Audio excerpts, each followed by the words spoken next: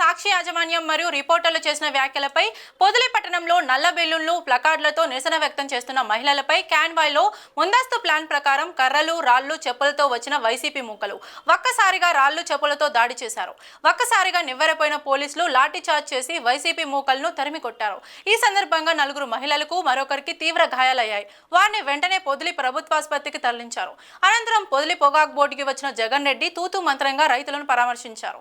ఈ సందర్భంగా రైతులు మాట్లాడుతూ జగన్ వచ్చిన పొగాకు కొనుగోలులో ఎటువంటి మార్పు లేదని, పైగా పొగాకు బేళ్లను ఇష్టం వచ్చినట్టు తొక్కివేసి దాన్ని ఎందుకు పనికి రాకుండా చేశారని అన్నారు.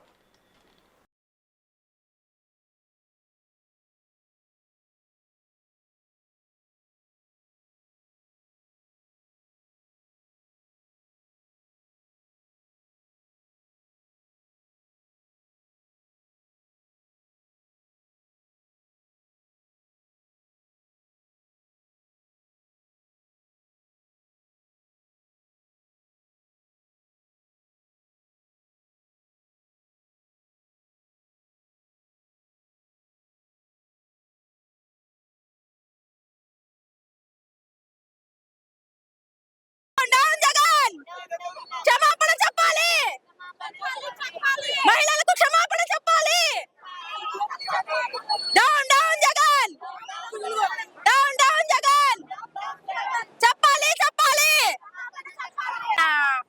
సాక్షి పేపర్ వాళ్ళు మన అమరావతి మహిళలకి చాలా అన్యాయంగా మాట్లాడారు. దానికోసం మనం నిరసన తెలుపుతూ మన జగన్ గారు, భారతి గారు అందరూ మన మహిళలందరికీ క్షమాపణ చెప్పాలని మనం అందరం కోరుకుంటున్నాము. 5 సంవత్సరాలు వాళ్ళు ఈ పరిపాలనలో చాలా ఇబ్బందులు పడ్డారు మన అమరావతి ఆడవాళ్ళు అయితేమి. కాబట్టి మీరు మన భారతి గారు, జగన్ గారు క్షమాపణ చెప్పాలి. చెప్పాలా లేదా? జగన్ గారు క్షమాపణ చెప్పాలా లేదా? భారతి గారు క్షమాపణ చెప్పాలా లేదా? పవిత్రమైన దేవాలయం లాంటి మహిళల్ని కించపరిచినటువంటి ఒక నాయకుడు అని నువ్వే మొహం పెట్టుకొని మళ్ళీ పర్యటన చేయాలని వస్తున్నావని మేము మహిళలను ఖండిస్తున్నాం. దీన్ని మా మహిళలకి అమరావతి రైతుల్ని వేసలతో పోల్చిన నువ్వు ఒక కనీసం క్షమాపణ కానీ ఇంకొక రకంగా కానీ నువ్వు డెబిట్ పెట్టలేని వాడివి. నువ్వే మొహం పెట్టుకొని మన పొదిలికి రావాలని వస్తున్నావు. రైతుల్ని మేము అన్యాయం చేశామని మాట్లాడుతున్నావు. నువ్వు చేసిన అన్యాయాలతో పోలిస్తే మేము చేసింది ఒక అన్యాయమా? మార్కాపురానికి ఏం ముద్దరిచ్చావని వస్తున్నావు నువ్వు?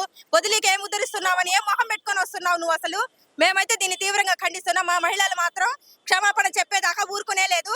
ఈ నిరసన మాత్రం ఇలాగే కొనసాగుతూనే ఉంటది.